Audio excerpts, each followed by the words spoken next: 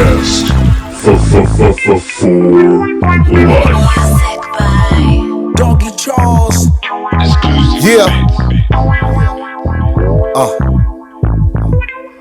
Let's go. Yeah. The microphone messiah. Yeah. It's the microphone messiah. And Mr. No Days Off. Microphone messiah. Mr. No Days Off. Phil, Brandon, what's good, y'all? Let's go. Bullet Cast host. Look, this is the time for us to be great on podcasts. Let you know this is the time and how the vibe lasts. This is the feeling of time and when we on it. You know we got no time for no opponent, it's the feeling. This is the time of the greats on everything that we say. You know we about getting paid. Every opinion of wrestling. You know we got the truth in it. Every time you know that we on, this is the movement. Yo, what's going on, ladies and gentlemen? It is I, the microphone messiah, Phillip Brandon, joined by Brandon Tanguma. We are here to recap another week in wrestling. Marlee will be on the show. She is not with us currently, but she is sitting in her thoughts on a couple of things that happened this week and her SummerSlam thoughts and predictions. So we'll be throwing it back and forth to her throughout this show. Brandon, what's up today, man? Nothing much. Just back here another Thursday, watching the Olympics. Shout out Team USA. A lot of stuff going on with America, but when the Olympics come around, we all unite and we become dumb Americans. Bro, so like I'm gonna be honest. I'm gonna need people to stop posting about the Olympics. Like, I know you people don't care. Like, you also shouldn't post the Olympics because the Olympics will come after your ass and take it down. Well, no, like I'm not talking about like posting like the actual footage, like screen recording. I'm just talking about like I know you people don't care about track and field. I know you don't care about. Speak for yourself. I was up at 3:00 last night watching women's handball and women's table tennis. Yeah, was that because I couldn't sleep and my sleep paralysis demon was getting to me? Possibly, but that's neither here nor there. You might have to get that looked at. But yeah, like I know you people don't care about the Olympics, so let's stop. Like for the next 2 weeks, my feed's gonna be the Olympics and Deadpool, and like we can stop all that. Watching Deadpool on Sunday, can't wait. It's gonna be so much fun. Right, Deadpool. I'll see it when I see it. And you know what's another thing like about like these Marvel movies? Like people get offended when you don't watch them. Like when they're like appalled that you didn't see this. I'm like, bro, like I'm sorry. And then like you have to like see them in a certain order and all this other stuff. I'm like, bro, I don't got time for all that. I don't got time to watch 50 hours of Marvel movies. Like I'm sorry. Well, the MCU has drastically fallen off a cliff, but last week. We'll talk a little San Diego Comic-Con a little later, but I guess we'll Robert Downey Jr.? Robert Downey Jr. coming out full-blown like wrestling reveal, taking the hood off, and it was just it was insane. Wrestling is back. It's back. You see, wrestling has influenced every aspect of entertainment. You people are welcome. Let's talk about outside the ring. Apparently Shane McMahon and Tony Khan have had a meeting at a what was it, a private room at an airport or a private airport. Apparently Mercedes Moné took the photo that got leaked. Could we see a McMahon in AEW? That'd be crazy. Yeah, I mean, we've been talking about it for like past couple weeks, months. Like I've been skeptical, but it seems like this can be a real possibility. Shane put out a statement and he kind of, said a lot of words without saying much, just saying like, oh, we had a lot of, had some discussions. It was mainly just talking about the business we love. If Shane were to come into AEW, which seems like a possibility right now, I don't really know what you do with him because creatively, I don't think he's a good creative mind for wrestling. In ring wise, I mean, last time we saw him, he tore his quad just doing a leapfrog. I mean, maybe like on the business end, maybe, but like Tony Khan seems to be a smart business guy. He should have people around him like that. A leapfrog is a hard move to do. And plus his age, yeah, something was gonna tear. Like come on now. But I don't know, man. I don't know what's gonna happen. This whole AEW elite stuff, it's very complicated and convoluted. Like if Shane McMahon just comes back as he's like the babyface SmackDown GM like he was, like that could be fine. And he doesn't wrestle, I would be okay with that. It's going to lead to that. Like he and Darby Allin are going to see who can fall off the tallest thing. Like that's what's going to end up happening. And that's the other thing. Is like I can say I don't want him to wrestle and he should just be like an authority figure or just be like behind the scenes, but that's not going to happen. He's Shane McMahon. he's gonna want to be in front of the camera. He's gonna want to do something, whether that's one time or 10 times in the next couple years. What song does he walk out to? I mean, they'll probably, you know, Tony Khan or Shane McMahon will dole out some sort of money to get some, some money theme song like real music. Or what if Shane just buys his theme song? That's another possibility. Shane just buys the rights. Here comes money, money, money. It's one of the best. Like, it doesn't get talked about enough. Shane McMahon's theme song is one of the best theme songs in wrestling, and I'm just like, I. It was good for a few years. Like when he came back, like that pop was insane. And just like, obviously then he did the SmackDown GM thing, and then the stuff with the Miz and that happened, and he was the best in the world, which I'm not gonna lie, I kind of got a kick out of that. But I don't know. We'll see what happens with McMahon and Khan. All right. AEW was at San Diego Comic-Con. Mercedes Moné was there as Poison Ivy, and then Camille was Bane. It wasn't the like the Batman and Robin Bane that was being referenced. It was the with the Dark Knight Bane, I think, or that was being referenced. I believe that's what I've heard. Yeah. Yeah, they crashed one of the panels, and that led to a scuffle between her and Britt Baker. So now the match between her and Britt official, and then afterwards, later in the day, they had, which was pretty hyped. And I tried to find it, I thought they were doing a live stream, but I couldn't really find anything. They did a AEW Adult Swim collab where AEW wrestlers were wrestling wrestlers who were dressed in Adult Swim's characters. Yeah, I think I saw like Viva Van was there. Vinny Massaro, I heard, was there. Right on. that's Yeah, I mean, I thought they were gonna do some sort of like dual whatever, like they were gonna wrestle like the actual or the cartoons, but they wrestled real people, which was kind of weird. But there's the video going viral of Orange Cassidy wrestling Mr. Frog from Smiling Friends, and it was just a dude in like a green leotard. What is that? It's Smiling Friends. It's a great show. I highly recommend it.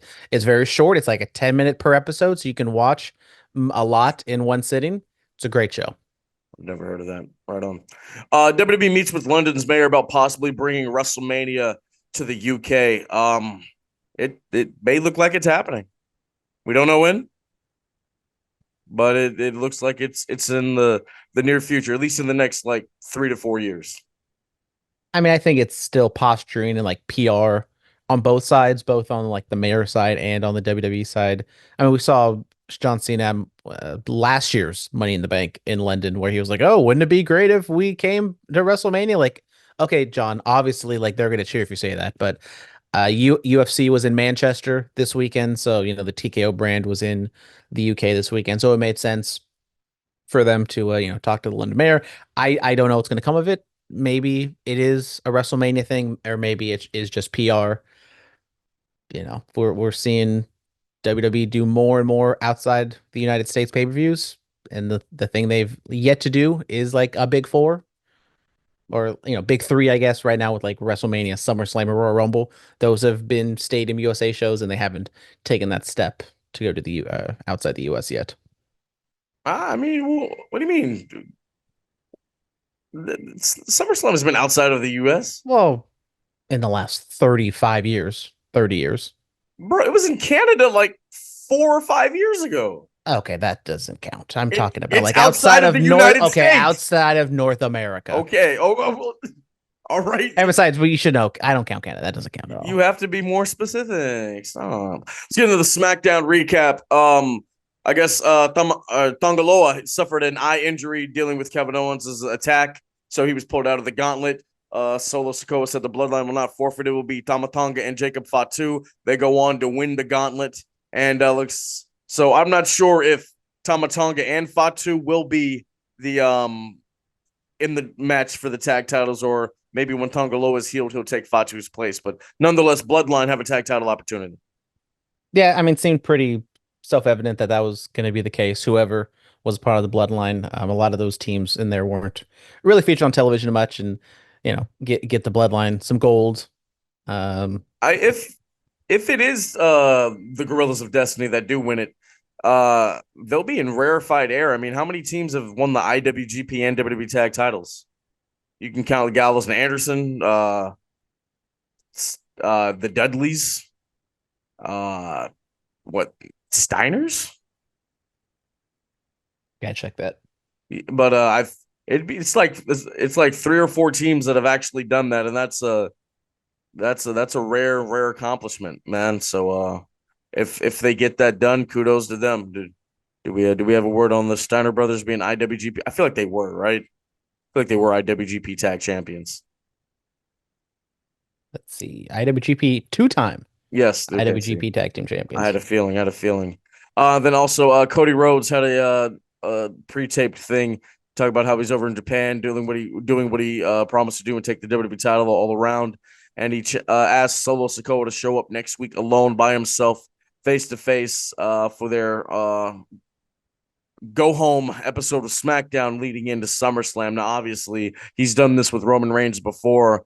And they're never alone. There's always some of them There's always another waiting one. waiting in the wings, you know. So we'll see. We will see. Yeah, I mean, it was just a standard backstage, or not backstage promo, but outside the ring promo. And once again, Cody kind of said nothing, but you knew what he was going at, just kind of talking around and going after Solo a little bit, and as you said, sets up the show this week. And overall, I And mean, outside of the gauntlet match of the SmackDown, it was a tape SmackDown, so you can expect too much. It was largely a forgettable show. things happened, yes. All right, let's go over to Marlee's SmackDown thoughts. SmackDown for me felt like when you're binging a show and you get to a filler episode where there's one or two good scenes, you get like a couple chuckle moments here and there, but overall the episode is kind of weak.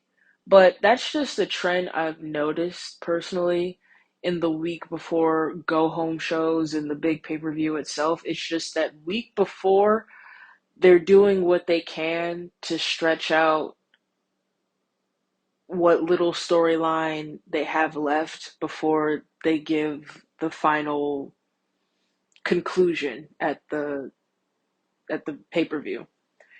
Cuz outside of LA Knight and Santos Escobar and the tag team gauntlet, I didn't really care much for the episode because there's a huge contrast in how the SmackDown the week before the go home show was presented and the SmackDown that is the go home show that's advertised. So we just went from a really stale filler episode to we're getting two tag team championship matches the Friday before SummerSlam, which kind of raises the stakes going into one of WWE's major pay-per-views, one of their flagship pay-per-views. But I was really only invested with LA Knight and Santos Escobar because it made LA Knight look strong going into the SummerSlam match because that promo battle between him and Logan Paul the week prior, I can't lie, Logan Paul kind of had his number. They kind of held their own against each other. But I think LA Knight needed that win going into SummerSlam, considering how the promo battle went. I don't know. It just feels like with LA Knight and Logan Paul with their feud, it feels like when somebody tries to one up the other person has the advantage. So like when LA Knight showed up at Logan Paul's summer house, I guess I don't remember. But then the promo battle happened, and even though they held their own against each other, Logan kind of had the upper hand in the promo battle. LA Knight needed that win to kind of even things out. And then the number one contenders gauntlet match. I feel like it was obvious that the Bloodline was going to win that, but also unbiased, my pick was the Bloodline. If not the Bloodline, then Street Profits. But if we can get the Street Profits and the Bloodline, specifically Tama and Jacob, in another tag team match down the line, I'd be fully invested. I'd be fully set. But overall, it was an alright episode of SmackDown. I feel like they just wanted to save the best for the go home show the day before SummerSlam. All right. Thank you, Marlee, for that. Going into Inside the Ring, Survivor Series, it was announced earlier today. Survivor Series War Games will be returning Vancouver, Canada on Saturday, November 30th. So that's going to be something. Yeah, did not hear anything about this. I knew they were possibly looking to bring it to the new Clippers arena that's in LA. Hasn't I had even heard that. Yeah. technically opened yet. It's Yeah. over by where the Rams play at in Inglewood. So, that seemed like that fell through. But yeah, Yeah. No, shout out Vancouver. Hunter put out a I mean, video. screw Vancouver. They're a bunch of terrible Canadians. Hunter put out a video earlier today announcing that, and he said, this is one you're not going to want to miss. So, everybody's assuming that it will be Bloodline Civil War inside of War Games. We can only hope to imagine that that's what that's going to be. On Raw this week, the Wyatt 6 unmasked. You see Joe Gacy. You see Dexter Loomis. What are your thoughts? I mean, whatchamacallit, Chad Gable, he uncovered them, even though we already knew that already. And Adam Pearce says, like, oh yeah, they are on contract. Obviously, I know who they are. Then why aren't they getting like repercussions for killing those people backstage in the production area? But neither here nor there. Just I see where they're going with kind of trying to right around some loopholes, but then there's other loopholes you create when you try to fill in some loopholes. But I mean, Dexter Loomis is kind of the one that's getting a lot of like, okay, those dreads are real, and that's what he looks like after being gone for all these years or months or however long it's been. They're gonna have a match next week against the Gable and the Creeds. Makes sense. Triple H kind of likes to keep these pay-per-view shows tight, not a lot of bloat. And from like a logistics standpoint, you would have to have the Wyatts like later in the card because you want it to be dark if you want to have that kind of presentation. So kind of controlling that in the arena and giving it something the night after SummerSlam does make sense. Little attraction. Yeah, it's good. It works out in their favor. I like it. MVP showed up at Bloodsport. He addressed it. His contract with WWE is coming to an end, but he's not ready to retire, and he challenged Josh Barnett. Yeah, interesting. MVP, the rumors were like he's going through like stem cell treatment and he's trying to, get back into the ring, but we didn't really know what extent his injuries were or, how his recovery is going. So it seems like he's good. Bloodsport is as physical as those shows can be. It's a different type of wrestling to where you don't have to do too much. Do a lot of grappling, do some submissions, and he can kind of work his way back before he gets to like a real match. Brutus Creed, hey, my guy walked out there. You just assume they're going to use their WWE music, right? And then he walked out there to something completely different. I was like, hell yeah, I dig it. I messed with it. I loved it. Yeah. Yeah. Oh, that's it. Okay. All right. Moving on. I mean, they did drop the Bloodsport name on Raw this week when they were like, oh, the Creeds were at Bloodsport. Like, oh, well, look at them. Look at them. Dustin Rhodes and the Von Erichs win I thought they got rid of these 6-man tag titles. Well, they did, and then they had a match at Collision, which this week, second week in a row, I harped on the audio quality. They tightened up a little bit. The presentation seemed much better compared to week one. But yeah, the Von Erichs in Dallas, they team up with with Dustin Rhodes and they win the tag titles. So yeah, they split up the trios tag titles, and now they're all I quote unquote back where they belong with ROH in ROH. Then what was the point? It beats me. I guess I saw Tony Khan did he did his press conference or whatever, his phone call before the ROH pay-per-view this weekend or last weekend, and said that possibly he would thinking of a rebrand to do AEW ROH, which like It's What is that's what it already is. like what is ROH? What's the difference?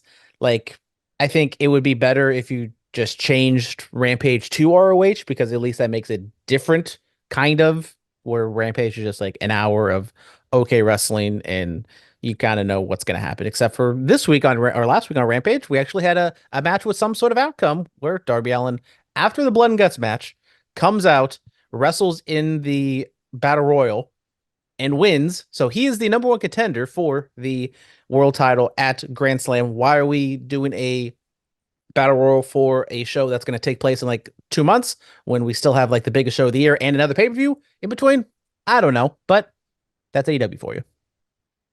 Yeah, yeah. I mean, well, when was the King of the Ring in June, right? May, because Gunther took like the entire June off, didn't he? Yeah, okay. I do you think it was kind of sort of the same thing? Like, okay, the winner of this will get a title shot at this date, and then Gunther wins in May, and then in SummerSlam is what August then third now, which is in 2 days. So maybe they tried to do something like that. Yeah, I mean the Royal Rampage Battle Royal or whatever it's called. It's kind of it's a tradition, so they're kind of sticking It's a tradition. I ain't to never heard. that, I guess. I don't know. I mean, they've done it like the last like year or two, but Okay, um I guess. I see. yeah, I mean it's just confusing because like you have a number one contender for as I said, a show for in like 2 months. You have Danielson, Swerve and Hangman is kind of hanging out in the background. We don't know if or when that's going to happen. So there's like three or four different people kind of, which I appreciate. But when you kind of line up challengers like one after another, it gets kind of confused. Like, oh, like Darby, like what is Darby going to do? Now he's challenging for the TNT title against Jack Parrott all in, but then he also has a world title match in 2 months. So yeah. It's something interesting. We're not going to get really into Monday Night Raw, but Marlee will. Marlee, tell us what you thought about WWE's flagship show.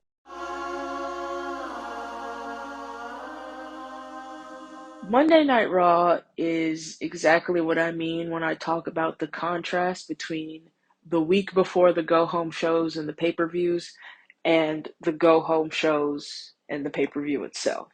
Because this week feels like it's going to be a complete 180 from last week's episode, SmackDown included, because Raw was Raw held my attention.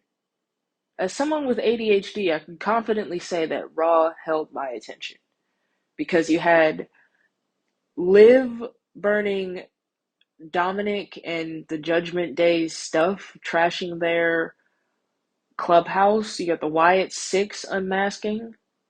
We got Maxine slapping Chad Gable. We're teasing more of the association between Chad Gable and the Creed brothers. Seth Rollins, the segment with him, Punk, and Drew. Finn Balor and Gunther for free on a Monday evening. Crazy to think about. Even Sheamus versus Bronson Reed. I would like to see that triple threat since they're building something with Sheamus and Pete Dunne. So Pete Dunne, Bronson Reed, and Sheamus, they got to do that at some point. Bash should Bash in Berlin, maybe. They got like a whole month to build that feud up. But yeah, no, the referee instructions, I liked that segment. It was, I don't know, I feel like there's just a lot of anticipation in general for the Punk Drew match. But this just kind of solidified, like I wouldn't say put a cap on that anticipation, but it just added another level to the anticipation that already exists. Creed brothers are insane in ring. I didn't really watch them when they were in NXT. I saw maybe one match and I thought the match was good, but I'm really glad that they're being showcased on Raw because they recently won their respective blood sport matches. I don't know who was fighting who, but one Creed brother was fighting Royce Isaacs, I believe, and the other one took on Tom Lawler. I could be wrong, but they both won their respective blood sport matches. which I personally think makes them look stronger going into this alliance. That's the word I wanted to use earlier. Alliance with Chad Gable. Yeah. Sheamus and Bronson Reed was really good. I would like to see that develop more. I think Hulu actually, I could be wrong, but I thought Hulu had cut Xavier Woods and Karrion Cross. At least they cut the segment with Karrion's promo, but the match itself was all right. Sammy versus Dominic. I would actually like to see Sammy and Dominic feud for the Intercontinental title more than I would like to see Sammy and Braun feud for the Intercontinental title, but that's just me personally. But yeah, Finn Balor and Gunther for free on a Monday night. That was, if anything, that was probably the highlight for me on Monday. But overall, much better than last week. All right, Marlee, thank you for that AEW. We didn't talk about the American title last week, did we? Did not talk about last week's AEW at all. No. What are your thoughts on the American title? Like as a gimmick, I think the title looks pretty cool. USA, USA, brother. But it's MJF either trying to be, 97 Bret Hart and try to be try to go, well, he's trying to be a heel in America too. So I don't even know what he's going for. So he's, going for this type of heat for just one specific show. But then he's going out and he's trashing the South and he's trashing Nashville and all these other things. So he's continuing to be a heel while trying to get like the extra heat in the UK, which it didn't need to happen. The people are going to cheer the hell out of Will Ospreay at All In regardless. I don't think you need to do like, the xenophobia stuff. And now he's going to go wrestle and defend this in CMLL. So he's, doing the American gimmick in Mexico, which has been popular and profitable. With Corey Graves' brother is like the big MAGA guy down there. Or Yes, at least he used to be. Adonis. So, there's history there and it works. But I think this current iteration of heel MJF, he seems to be going for like the lowest hanging fruit a lot of the time. Isn't that what he did all the time? Yeah, but there seemed to be some sort of like nuance in some of his stuff. Like the CM Punk feud and the Cody stuff and like yes, he goes after like he calls people ugly and fat and does that shtick as well. But I don't know. It just I'm not. I will say they're like during like the early days, like when he and then the Punk feud. I feel like there was more creativity with the things he did say, but those I see. I hope those days aren't far gone. I really do. Blood and guts happened. Yeah, what were they fighting for? What was the reason? What's the outcome? And what do Team AEW gain from this? I don't know, but it was a fun match where there was a lot of spots. They threatened to set Jack Perry on fire while he was crucified. He also took an unprotected chair shot to the head. That wasn't great. Everyone knew Darby Allin was not going to set Jack Perry on fire because he wasn't gimmicked like he was at Double or Nothing. And the Matt Jackson said, "Okay, we'll give you a title match at All In. Just don't kill our friend," and that gave the baby faces the win. I thought this ending was so stupid. Like, is it so hard to put someone in like a submission hold or like, you can do the Tommy Dreamer spot where you just are whacking him with kendo sticks or something, not unprotected chair shots to the head, but Jack Perry's not giving up, but one of the Young Bucks give up for him. Like, you can do the same type of finish, just not in such a over the top, obviously fake, not going to happen way. And also kind of shout out / disappointed in Okada for doing absolutely nothing in that entire War Games match. Yeah. If Okada was in WWE doing this, where he was not doing much, he was just saying bitch every week, and then he goes to Survivor Series in a War Games match, doesn't do anything except for getting fake stapled in the finger, the internet would absolutely ream WWE. They And would. yet I just don't feel like that, maybe it's just Okada doesn't, he's in that part of his career. He doesn't want to do it anymore, but I feel like Okada isn't getting the negative attention he deserves right now.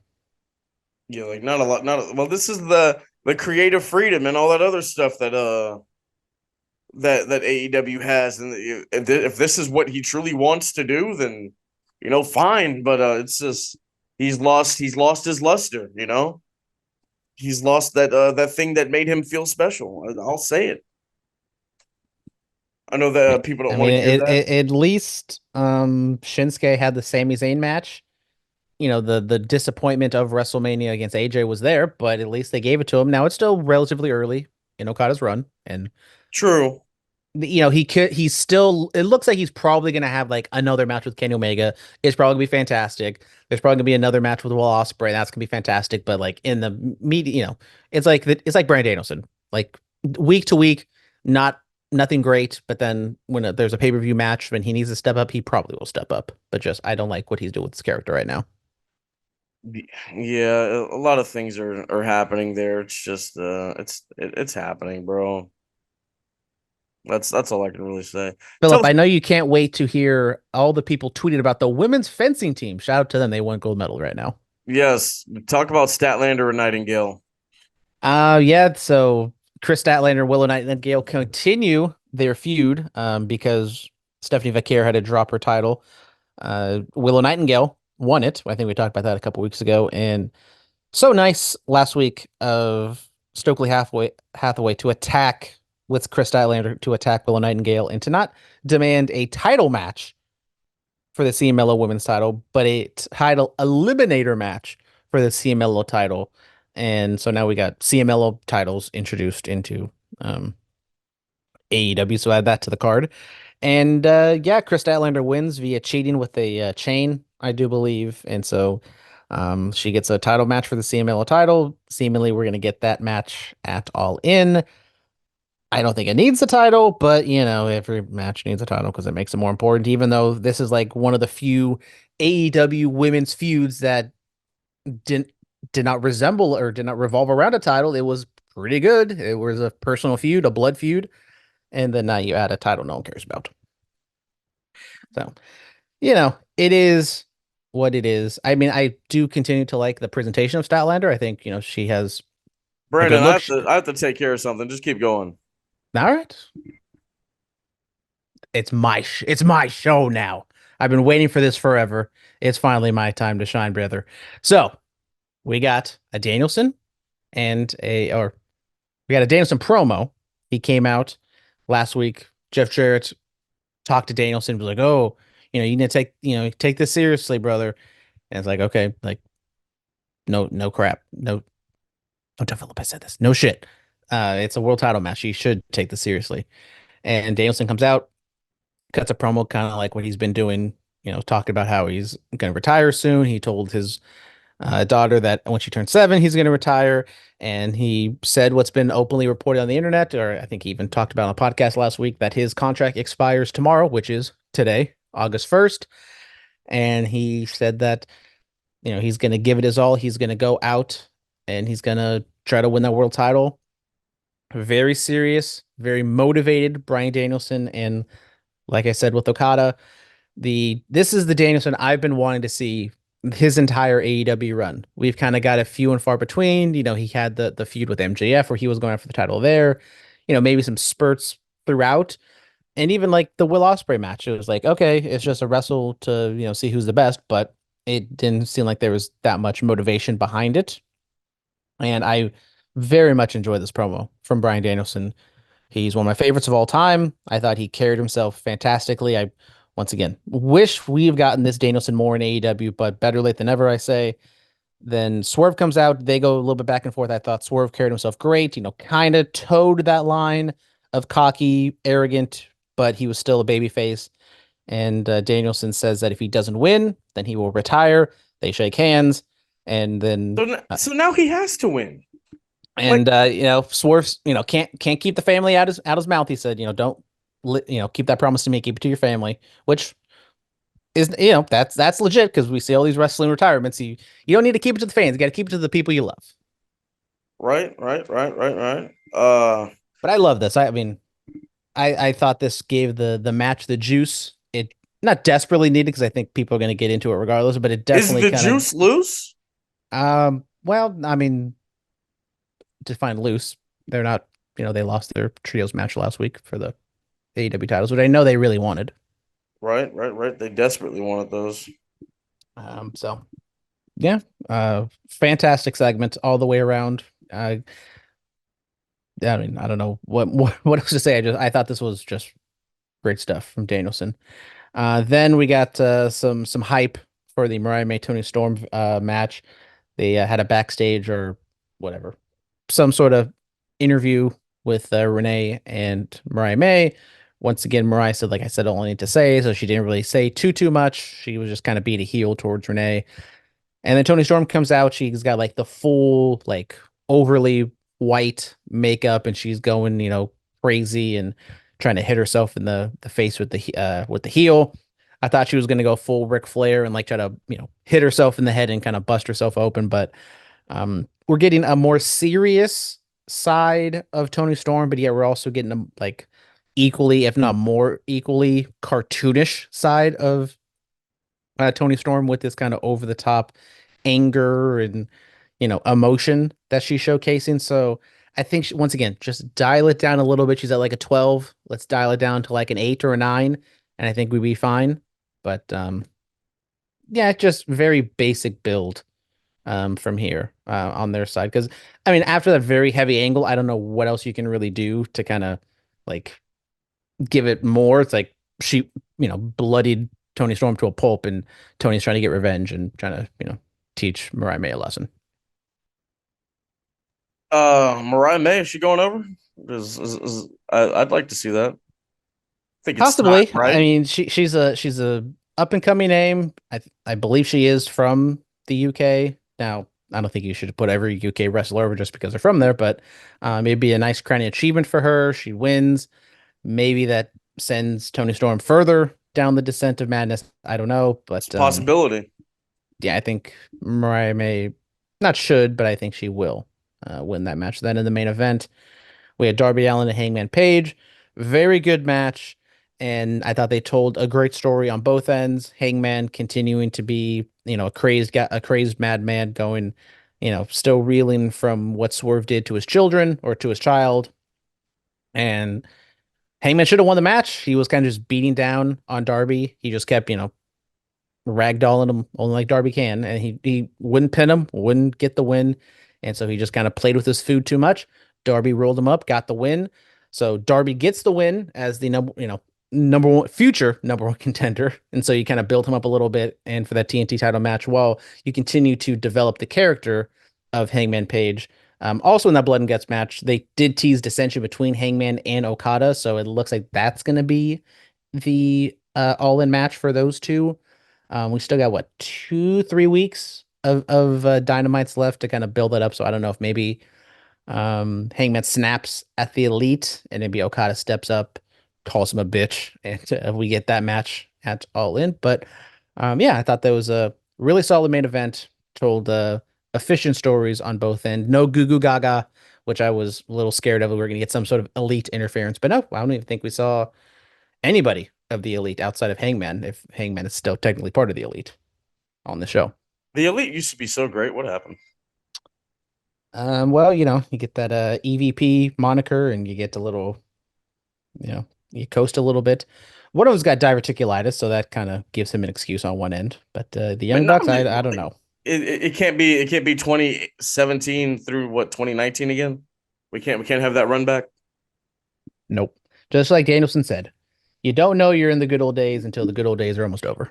I just saw it's an IG page or a Twitter account. They post highlights of just different matches, and then it was Cody and Kenny from the Cow Palace back in 2018. I was like, damn, that was such a fun time to be a fan of this business. So fun. Phil slept through most of the card. Look, I saw the important stuff. I saw bro break his neck. I saw the main event. I saw Haku whoop some ass. It was good. It was a good day. It's something about the Cow Palace seats, brother. It's those seats. I've been to 3 shows there. I've nodded off every time. They're just comfy. They're just comfy. Are they padded? I can't remember. Are they padded seats? They're not just hard plastic. Aren't they hard plastic? I don't. I think maybe it's like a combination. It's like hard plastic with like the little pillow on the ass. I don't Some know. are hard plastic, some are a little pillowy, some are both. It just depends. All right, ladies and gentlemen, before Brandon and I get into our SummerSlam predictions, we're going to toss it over to Marlee one last time in this show so she can talk about the biggest party of the summer.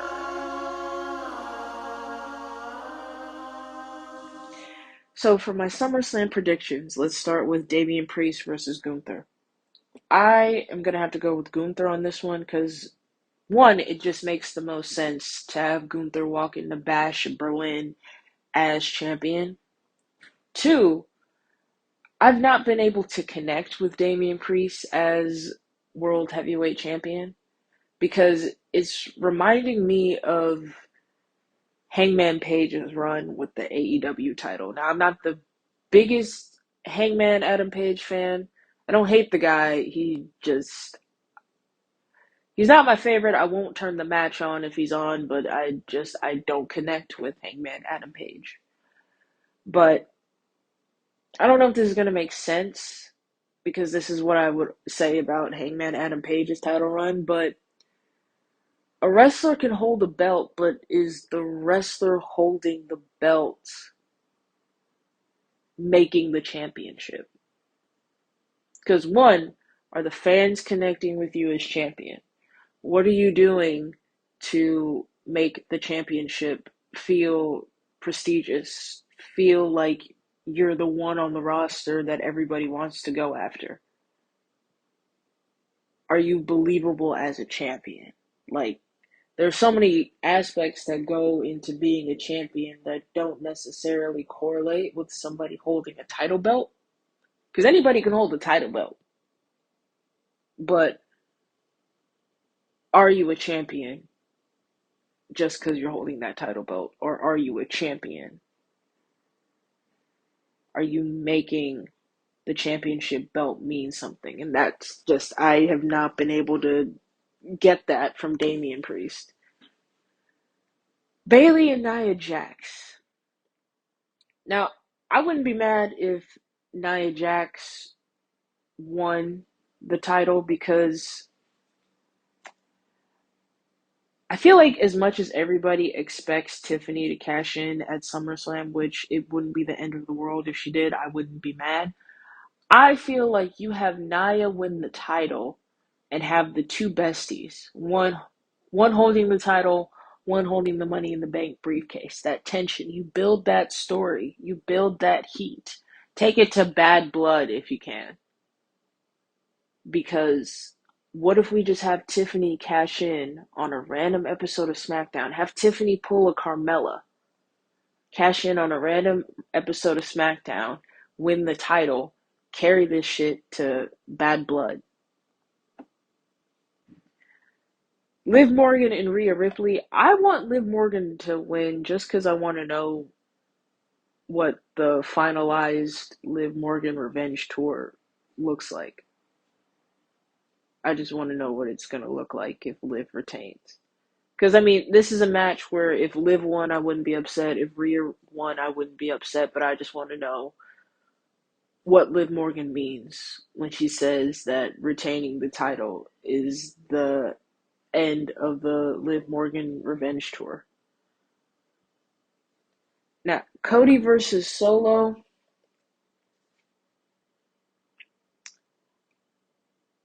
I feel like whoever wins, it's going to set up Roman's return, but I feel like Cody is going to retain because Cody's got to run with this title that's got to last until next WrestleMania. I seriously do not see Cody dropping the title until WrestleMania. If he drops the title at WrestleMania, he's going to get a decent run with this belt. So, as much as for storyline purposes, Solo taking the belt off Cody would just up the ante, realistically, Cody's got to hold on to that belt until next WrestleMania. Logan Paul versus LA Knight. LA Knight. LA Knight.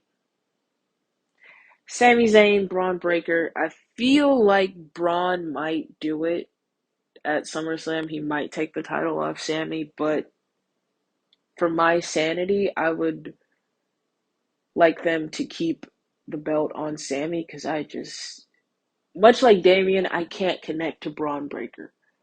So do something else there. And finally, CM Punk versus Drew McIntyre. I feel like the choice is obvious here. Why would I not be biased and pick my GOAT? I mean, obviously, I'm going to go with the wrestler who I've been a fan of since I was 13. I'm 3 years away from 30, so CM Punk is probably going to win that. If Seth doesn't screw them, because I feel like, as much as I want CM Punk to win, I feel like Seth being a special guest referee is going to kick off something that's going to take this all the way to Bad Blood, if I'm not mistaken. So, yeah. All right, Marlee Mar, thank you very much. Ladies and gentlemen, it is going down SummerSlam this weekend, Cleveland, Ohio. Biggest party of the summer. A lot to unpack, a lot to talk about. It is his first main card SummerSlam match. It is a singles match defending the Intercontinental Championship. Sami Zayn goes up against Braun Breaker. Now, Sami Zayn is, I believe he's promoting his comedy show, Sami Zayn and Friends. So, will he be in the right mindset to take on the unstoppable Braun Breaker? I think he will. I liked both the video package on Braun and Sammy's retort, and he said, "Look, I had the exact same comedy show at the last pay-per-view. I beat you, Braun. So I don't know what you're talking about when you're saying I'm not focused. I will be focused for the show." That being said, I do believe Braun Breaker will win this title. I think, it's going to be. Hopefully, they save themselves knowing they were going to have this match at SummerSlam, and they can do a little bit better in the Money in the Bank. 'Cause I thought that match was a little bit disappointed, but I think they should and hopefully pull through in this one. Yes, yes, yes. Sami Zayn was a guest on Cheap Heat this week. Go check that out. He talks about his comedy show, and then obviously his run with the Bloodline and everything else. That is not the only. There are a lot of singles titles are being defended, and the other mid card singles championship. Logan Paul, the so hold on, hold on. Before we get to this, I saw somebody put on Twitter Logan Paul versus MJF, who walks out the MAGA champion. I was like, Jesus, let's not do that. Let's not just put that out into the universe. But Hulk who? Hogan, special guest referee. Hulk Hogan, he's pulling the WrestleMania 9, brother. He's walking out with it. The United States Championship is on the line. Logan Paul defends against LA Knight. Yeah, it's LA Knight's time, man. It's been long overdue. That place is gonna erupt when that BFT hits and the ref counts 1, 2, 3. LA Knight. Yeah. I agree. I think we're going to see a lot of title changes on this card, and LA Knight is one of them. Kind of, they've been hemming and hawing with him for, a year now at this point, and he's a little bit past what he was at the end of last year, but he's still over um, Cleveland. I don't know what the reception will be to Logan Paul, but I think, giving LA Knight this win, take the title off of Logan because he hasn't really done too much with it, to be honest. So, kind of have him run with it should be a good thing. Kind of be like a stepping stone for some heels to possibly go after Cody as well. We shall see. We shall see. All right. We have two women's titles matches on this night. Let's talk about Nia Jax and Bayley. They've been building over on SmackDown. Nia obviously won the Queen of the Ring tournament to allow herself an opportunity to get a shot at the World Championship at SummerSlam. Bayley, her run's been fine, but I think it's time for Nia Jax to take back the gold. Yeah, this is kind of the one match I don't know where they're going to go because the build has been fine. It's not exactly a feud that's been lighting the world on fire. Nia Jax been doing, really good work, really the best work of her career since coming back. And maybe you give it to her. I mean, Bayley hasn't like clicked too much in this like current incarnation, so maybe you do give it to Nia. You can kind of play around with Tiffany and Nia, and maybe no, I think you should keep Tiffany here. Don't mess around with it. But I'm going with you as well. I think Nia possibly does pull this out, and maybe we get like some sort of tease of a Tiffany cash in. But she says, nah, I'm okay, girl. Okay, You okay. have your moment. Now let's talk about the World Heavyweight Championship. The other tournament winner, Gunther, the ring general, won the King of the Ring back in May, as we discussed earlier on, to get an opportunity at the World Heavyweight Championship. Uh, Damian Priest. Now, there were people who thought he wouldn't make it till SummerSlam, but here he is. Does Damian Priest do the unthinkable and get past Gunther and stay world champion? Or what everybody has been thinking going to become inevitable? And will the ring general be able to call himself the world heavyweight champion? I've been fairly impressed with Damian Priest thus far. He's a full-blown babyface, but he didn't really have a babyface turn. He just kind of became like, a decent guy over the past couple months. And, I've really enjoyed kind of his, uh, this incarnation of him. I'm still not sold on him being like a tippy top guy, but I still think it's Gunther's time. I mean, Gunther is like the fastest rising, the like guy that has the most stock, increasing in WWE right now. And I think you don't halt that. You give it to him. He's a heel champion on Raw. You got the babyface champion on SmackDown. It makes total sense. I think WWE and Triple H has shown they Uh, have long-term booking planned, and I think this has been in the cards for a long time. oh, part of me feels like Priest will somehow get by him, and then they run it back at Bash at Berlin at the end of the month, and then Gunther walks out champion there. I agree. I mean, there could be some shenanigans, and unfortunately, they in Triple H's booking there has been an instance of some shenanigans, but it is, I'm hoping at SummerSlam you kind of stay away from that stuff. Um, Damian Priest, unfortunately, like as much as I've been liking his character work, his in-ring pay-per-view matches, or sorry, PLE matches, haven't really lived up to it. I mean, he's had kind of, two infamous botches or, mistakes of, getting his leg caught in the rope. He didn't kick out at the Clash at the Castle, so, or He Money in the wasn't. Bank. He wasn't So, supposed to.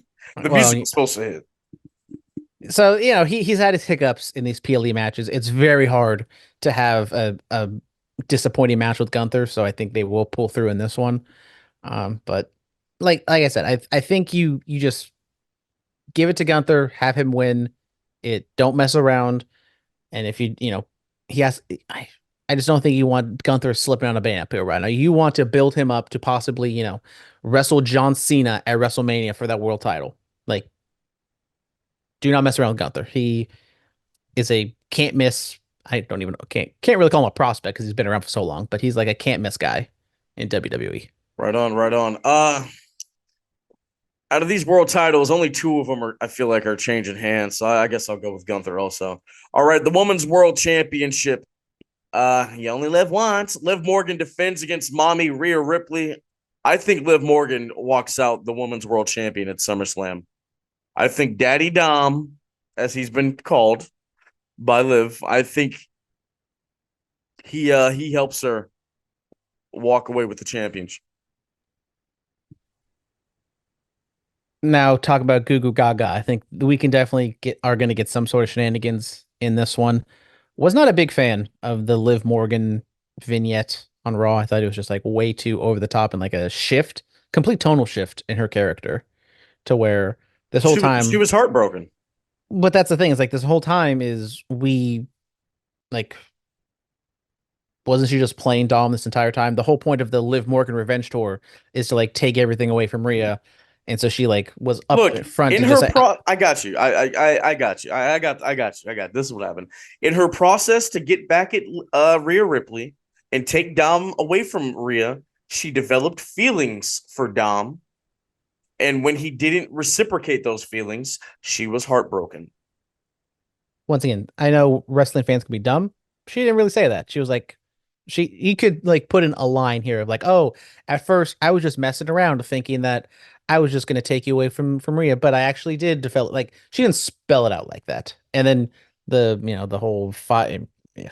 Now she's going like the whole crazy ex-lover, which whatever.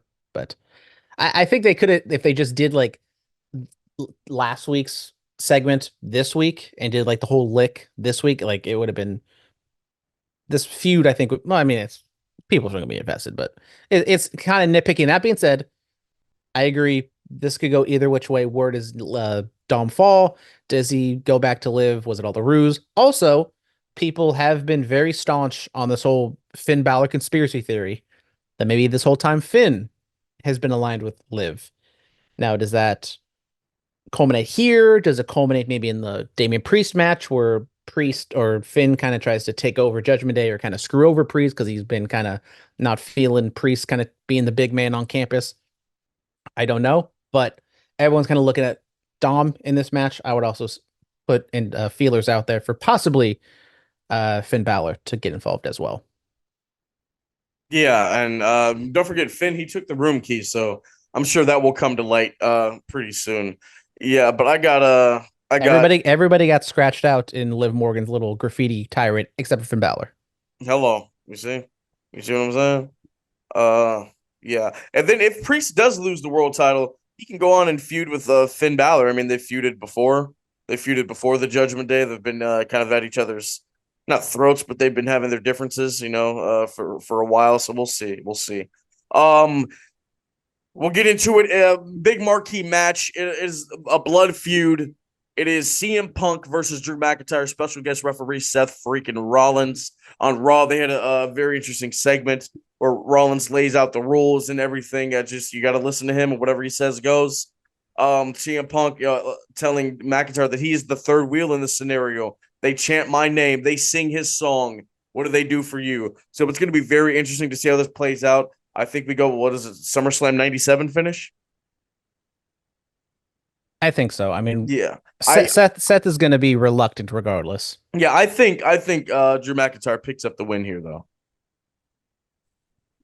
Now we're going to get something happen in this match. I'm pretty confident CM Punk wins. They hammered home. This is his first, not his first because he had house show matches, but first pay-per-view, on screen match, singles match in 10 years, 10 plus years. So I think you give that to CM Punk. Drew continues to be petty and continues to be angry, thinking the whole world's against him. He can blame Seth for this. But that Raw segment, I thought that segment was not good at all. I mean, you said Punk was going after, he was fishing for CM Punk chance, and he did not get them the first time. Now, when the crowd kind of picked up what he was going for, okay, they gave him a chance the second time around, but Where were they? they were in St. Paul. St. Paul. What state is that? That would be Minnesota, Philip. Love to see Minnesota. that Hayward Unified School District geography paying off. What do you mean? I mean, it's not. Or was that the Florida Unified School District where I mean, if they in your were younger somewhere years. like Lincoln, Nebraska, or Austin, Texas, or Everybody forgets St. Paul, the second of the Twin Cities, behind yeah, Minneapolis. yeah. It's a damn shame. It's Don't tell my St. boy Wade Keller about that. He he get mad at you. It's St. Paul. I mean, it is what it is. I well, but I mean, yeah, but I did find it awkward that they weren't chanting immediately. I'm like, oh, they chant my name. That's when they say that, start chanting his name. It's not hard. Come on, guys. It's really their school district that failed them because out here in the Bay we would have been CM Punk, CM Punk. You know what I'm saying? All in all, I got McIntyre walking out with the victory. Finally gets a big win, and then these two can move on or possibly even continue. Or then They're not moving on. I think we're getting a triple threat match in Berlin. get a triple threat match in Berlin. Then we can go to Bad Blood and get Punk and Rollins. I think that'd be good. All right, I believe will be the last match on the show, the main event for SummerSlam. It is the undisputed WWE Championship. The new tribal chief Solo Sikoa goes up against the undisputed WWE champion, the American Nightmare, Cody Rhodes. Do they pull the trigger? Does another member of the Anoa'i family and does another member of the Samoan dynasty hold the top prize in this business? No, I think Cody Rhodes. I am very confident. You know what? I'm very confident in this. Cody Rhodes is going to win, and I think this is just such a perfect ending to the show that I don't know how they don't do this any other way. Is they've done the whole KO and Randy Orton. They counteract the rest of Bloodline, so they're gone. We don't worry about this. A straight up one-on-one match. Solo, Cody. Cody beats Solo. We got the outright call out of Roman Reigns last week on SmackDown, which is probably honestly the biggest thing that happened on SmackDown. Roman comes to the ring with or without Paul Heyman. Roman goes up to Solo. Solo selling a little bit. So there's no other bloodline, so you don't have to worry about anybody beating him up or anything. Roman just calmly walks up to Solo and says, losing has consequences, and walks away. Don't do anything crazy. He has to do the rights. He has to do losing has consequences. Then he leans into his ear, right, and then he walks away. That's all. Just keep it very simple. Just say losing has consequences, because that's the whole thing of that started this whole Solo stuff. No Jimmy return. No, just keep it all spotlight all on Roman. Okay. We'll see. But yeah, that's how we got it figured out. Yeah, a lot.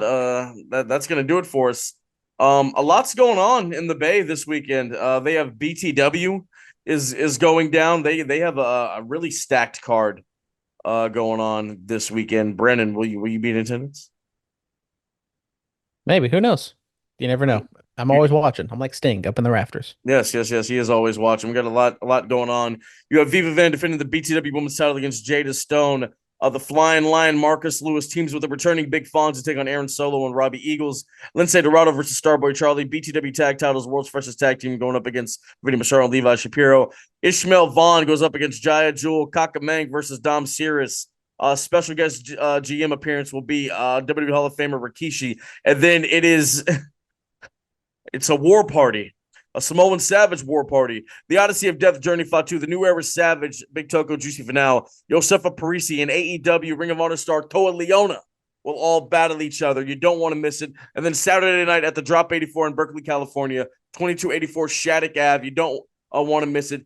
Rikishi will be watching SummerSlam live in the venue. Go over to Drop 84, have a beverage, have a cocktail, have some snacks, and chill with the Hall of Famer while you're watching the biggest party of the summer. That is going to do it for us. Thank you guys so much. As always, be safe and stay dangerous. On everything that we say, you know we about getting paid. Every opinion of wrestling, you know we got the truth in it. Every time you know that we on, this is the movement. You know the Bullet Pass podcast been on. You know the time we on, the feeling. This is the time of dealing. We living life of everything that we feel is moving right. West Coast, you know we moving on. Metaphor Messiah, microphone Messiah. You know the down to the wire. Mr. No Days Off, this is the feeling. Know what we dealing. Let's get it on. Yeah, it's the Bullet Cast. Microphone Messiah, Mr. No Days Off. It's the Bullet Cast. The microphone Messiah. This has been the Bulletcast. Thank you for listening.